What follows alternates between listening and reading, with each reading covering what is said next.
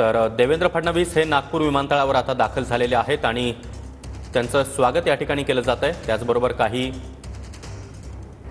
संघटनांकडून त्यांना मागण्यांसंदर्भातलं निवेदन देखील दिलं जात आहे। तर देवेंद्र फडणवीस हे आता नागपूर विमानतळावर पोहोचलेले आहेत, त्या ठिकाणी त्यांचं स्वागत केलं जात आहे। त्याचबरोबर अनेक संघटनांकडून त्यांना निवेदन देखील दिलं जात आहे।